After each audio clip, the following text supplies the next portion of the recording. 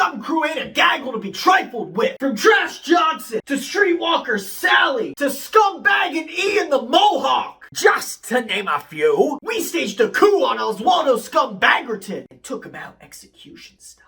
So as sure as my real name is filth is our life, but we ain't nothing to the early Dreamlanders. So hang up the phone, cause this ain't Bird Call with the Goose. We're looking at some pink flamingos. Now, pink flamingos isn't easily described, but we's gonna try. This is what happens when someone with a modicum of talent, and even more abandon, decide to say we're gonna make the most deplorable movie possible. And in 1972, John Waters set out to do just that, armed with 10K, a bag of dildos, I don't know if that's true, and a trailer so cold that you can see the breath coming off of Edith Massey's face as she screams for the Eggman. Not Robotnik. I'm not here to walk you like a bitch through plots. And honestly, it is so outlandish you have to see it to believe it. If you could sit through it. Shot cheaply, this movie is rife with shots so long that your eyes just glaze over. If you weren't trying to figure out if you're just watching a snuff porn. The human centipede is for cringe babies. Cuts help your brain reset. But then again, so does a sex scene so rough that it legitimately kills a chicken. Context is everything, people, and I'm not giving you any more.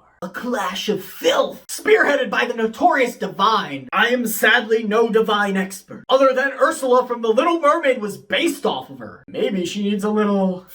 You know what? I can't.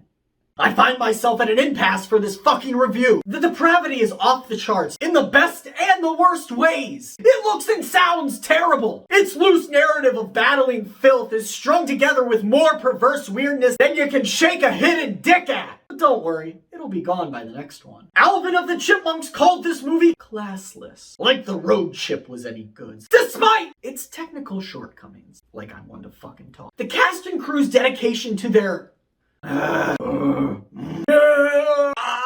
art is nothing short of amazing. The unique group of people that Waters got to collaborate on this film makes up for the shortcomings in other areas. This is a cult film amongst cult films. But singing assholes and Patty Hitlers aside, this is a hard recommend without a fuck ton of asterisks next to it. Show it to that friend that likes to show you dead things. Or someone who uses the term cinema unironically. They might like it, but odds are they'll just see Divine devouring dog dukes and wonder why they're your friend. This movie is going on 50 years old at the time of me filming, and while it might not seem so repugnant, given what we are used to seeing, I like to think that this movie helped pave the way to taking bigger chances and tackling more risque subjects, while also being an outlet for people who felt different, even if it didn't showcase them in a positive light. Don't you try to shame me, fuckers. The protagonist is a cannibalistic murderer. She just happens to not be as bad as the drug-dealing human traffickers. What is it with the 70s and gay cannibals? I have a fine palate for filth, and even I find this movie tasteless.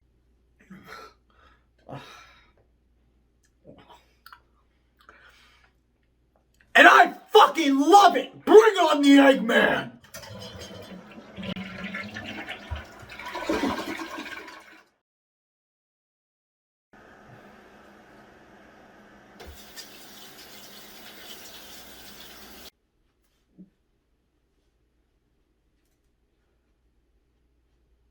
I'm just joking, CN Season 2!